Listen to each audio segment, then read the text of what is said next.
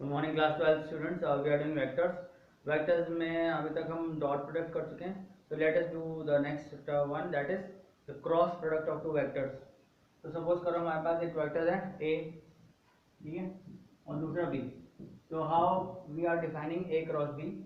Suppose करो this is A and this is B. This is the angle between them, theta. We are going in anti-clockwise direction, positive angle. So if we are going from A to B, ठीक है, तो right hand thumb rule जाएगा, right hand thumb rule. तो basically right hand ऐसे जाता है, अगर fingers A to B direction denote करती हैं, then the thumb denotes the direction of A cross B. So A cross B another vector C. A cross B is not a scalar, it is a vector. तो A cross B किधर आएगा? Perpendicular to the plane, ठीक है। Physics में इसको inward बोलते हैं और इसके ऑपोजिट को आउटवर्ड बोलते हैं। तो basically this is inward and that is outward. So A cross B is defined as this is a vector. So the definition goes like this: A cross B is equal to modulus of A, magnitude of A, magnitude of B, angle between them, and n cap. What is n cap? N cap is a vector in the direction, ठीक है, of plane perpendicular to the plane of A and B. जिस plane में A और B है ना, उसके perpendicular एक vector है, प्लेन है, उसके परपेंडिकुलर एक वेक्टर है, उस प्लेन के परपेंडिकुलर, उसको नाम दिया है direction of perpendicular. N cap is a vector in the direction of perpendicular to the plane containing A and B. A and B का जो प्लेन है उसके परपेंडिकुलर जो डायरेक्शन है, और उसको डायरेक्शन करना कैसे जाएंगे, इनवर्ड या आउटवर्ड, उसके लिए आपको फिंगर्स का डायरेक्शन नोट कर लीजिए। If you are going from A to B, angle is anti-clock, then you are going inward.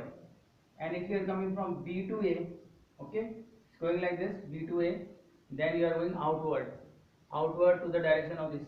Suppose A और B आपके इस बोर्ड के ऊपर है, तो A क्रॉस B आएगा, वो बाहर की तरफ जाएगा ऐसे, मतलब इसको इनवर्ड बोल सकते हैं हम, और B क्रॉस है उसको आउटवर्ड बोल सकते हैं, ठीक है। तो basically we are denoting three dimension here. तीसरा डायमेंशन यहाँ पे A क्रॉस B में आता है। ध्यान दें, A डॉट बी में हमें थर्ड वेक्टर निकालने की कोई जरूरत नहीं है, उसका डायरेक्शन पूछा ही नहीं, क्योंकि A डॉट बी स्केलर होता है, मतलब वो तो एक लैम्डा रियल नंबर है, but A cross B real number नहीं है। A क्रॉस B एक वेक्टर है C, okay, denoted by magnitude of A, magnitude of B, sine theta n cap, ठीक है। तो सम प्रॉपर्टीज इसकी देख लेते हैं। ऑब्वियसली आपने देख लिया अभी A क्रॉस B जो होगा, ठीक है, वो एक वेक्टर है, वो B क्रॉस A के बिल्कुल इक्वल नहीं है, बिकॉज इसमें एंगल हो जाएगा रिवर्स। तो देख लेते हैं दोबारा से, ये B है, ये A है, तो अगर इधर से एंगल थीटा है ना, तो इस साइड से एंगल माइनस थीटा हो जाएगा। और साइन माइनस थीटा क्या होता है? साइन माइनस थीटा होता है माइनस साइन थीटा, ठीक है। तो इससे हमें एक रूल मिल गया that A cross B is equal to minus B cross A। Therefore A and cross product is not commutative, ठीक है, it gives a vector just opposite. Magnitude दोनों में इक्वल आएगा, so you can say that A cross B का जो magnitude है वो B cross A के बराबर आएगा, नो डाउट, ठीक है, but the vector will be just opposite to it, the direction of the vector is opposite, the direction of the vector is opposite, okay. So if A cross B is inverse, then B cross A will be outward, ठीक है। तो ये important property हो गई। यहाँ पे distributive property लगती है, distributive property does work, and what is that? That is in with A cross B plus C। तो इसी के साथ थोड़ा सा ध्यान रखना है कि आपको ऑर्डर मेंटेन करना है। तो you will write A cross B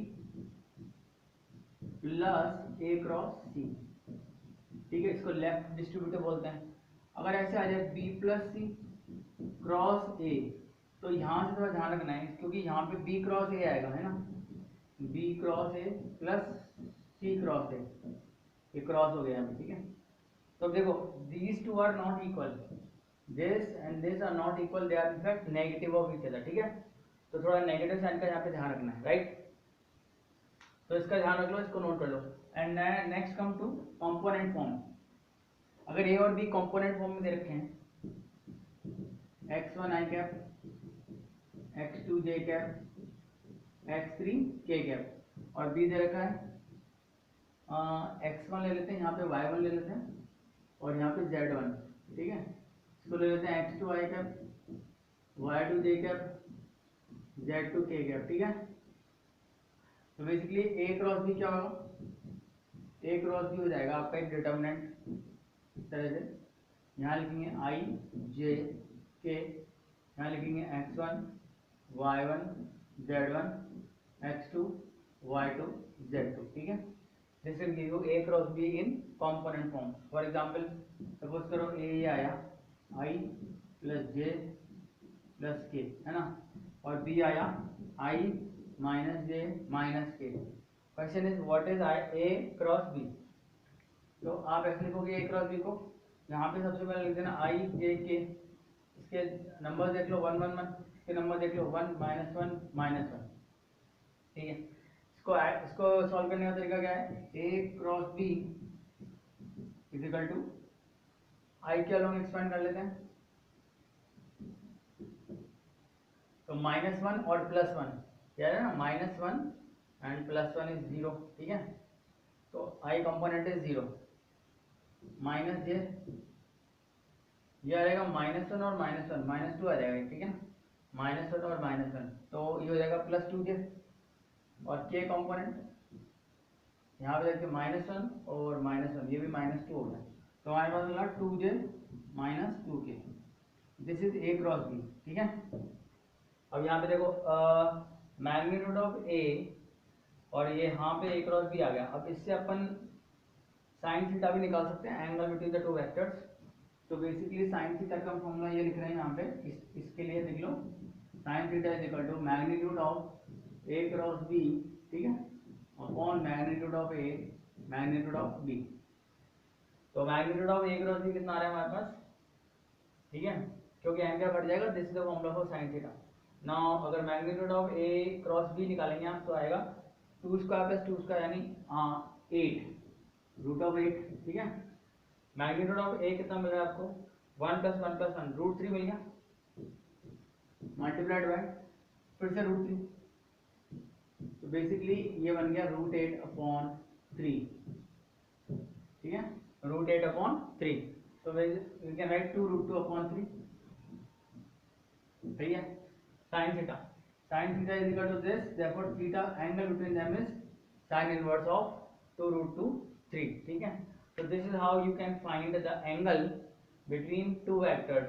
तो a ये था, b ये था, a क्रॉस b ये निकाला हमने, ये साइन थीटा की वैल्यू लिख दी, and this is how you get it. If sine theta comes out to be 0, अगर साइन थीटा 0 आ रहा है, ठीक है, इसका मतलब उनके बीच में एंगल कुड बी 0 और pi, means the vectors are collinear या बोल दो या पैरेलल बोल दो।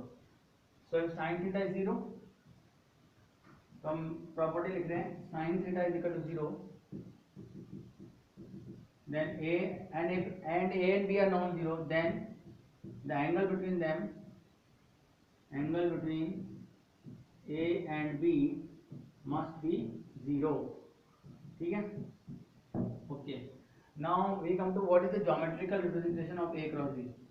इसको ध्यान से देखो, अगर ये a है और ये b है, ठीक है, सपोज करो ये पैराग्राम ने प्रूव कंप्लीट कर लिया। Now we want to find the area of this parallelogram. Suppose this is vector b and this side is magnitude of b, this is vector a and this side is magnitude of a, ठीक है। और इसको अपन ले लेते हैं h, और ये angle ले लेते हैं थीटा, ठीक है। तो अब देखो इस पैराग्राम का एरिया होता है बेस इनटू हाइट। तो एरिया ऑफ पैराग्राम लिख रहा हूं मैं, area of parallelogram is base into height. Base क्या लिया हमने, मैग्नीट्यूड ऑफ a, हाइट क्या लिया h। अब h को अपन क्या लिख सकते हैं, इस ट्रायंगल से h हो जाएगा मॉड b sin थीटा, ठीक है ना, मॉड b sin थीटा। तो क्या रहेगा, mod a mod b sin theta. But basically mod a mod b sin theta ये क्या होता है, ये होता है magnitude of A cross B, अभी देखा था हमने, क्योंकि एन कैप का मैग्नीट्यूड तो 1 हो जाएगा, देयरफॉर एरिया ऑफ पैरेललोग्राम हो गया magnitude of A cross B. तो ज्योमेट्रिकल मीनिंग मतलब अगर आपको पूछे कि मैग्नीट्यूड ऑफ दो वेक्टर ए क्रॉस बी का मैग्नीट्यूड क्या होगा, तो आप बोलोगे ए और बी से बनने वाला जो पैरेललोग्राम है उसका जो एरिया है वो magnitude of A and B होता है, ठीक है। अच्छा, इससे हमें ये फॉर्मूला भी मिल गया कि अगर आपको किसी पैरेललोग्राम का एरिया निकालना है तो उसकी कोई सी भी दो एडजेसेंट साइड लो और उनका क्रॉस प्रोडक्ट करके मैग्नीट्यूड निकाल दो, ठीक है। कोई सी भी दो एडजेसेंट साइड लो, क्रॉस प्रोडक्ट करो और मैग्नीट्यूड निकालो, यू गेट द एरिया। इसी तरह से अगर ट्राइंगल की बात करें, we know the triangle is half of parallelogram, ठीक है। या किसी भी ट्राइंगल पे आप एक पैरेललोग्राम बना सकते हो, सपोज करो ये ट्राइंगल है, तो आप इसके पैरेलल एक लाइन बनाओ और इसके पैरेलल एक लाइन बनाओ, तो एक पैरेललोग्राम बन जाएगा, ठीक है। तो ए बी सी का अगर आपको एरिया निकालना है तो एक पैरेललोग्राम कंप्लीट कर लो, और पैरेललोग्राम का एरिया देखा आप क्या आया, half B C cross A B या बी ए। तो बेसिकली और यहाँ पर ऑर्डर मेंटेन करने की कोई जरूरत नहीं है, आप बी सी लिखो चाहे सी बी लिखो, ए बी लिखो चाहे बी ए लिखो, क्योंकि क्रॉस के बाद मैग्नीट्यूड ले रहे हैं, that has to be positive. तो बेसिकली क्या हुआ कि अगर आपको ट्राइंगल का एरिया निकालना है ना, तो आप हाफ और लगा देना और कोई सी भी दो वेक्टर ले लेना, जैसे यहाँ पे ले सकता हूँ मैं बी सी क्रॉस बी है, ठीक है, और हाफ सपोज करो यहाँ से स्टार्ट करें सी बी सी है, कुछ भी ले सकते हो, सी बी सी है, यहाँ से स्टार्ट करें ए बी ए सी भी हो सकता है, ठीक है, ए बी ए सी। तो ये क्या निकाल रहे हैं, area of triangle. Area of triangle का फॉर्मूला है कोई से भी दो वेक्टर्स लेते हैं और उनका क्रॉस प्रोडक्ट कर देते हैं, तो एरिया ऑफ ट्राइंगल आ जाता है, ठीक है। अब हम आते हैं एरिया ऑफ क्वाड्रिलेटरल फाइंड कर सकते हैं क्या हम, एरिया ऑफ क्वाड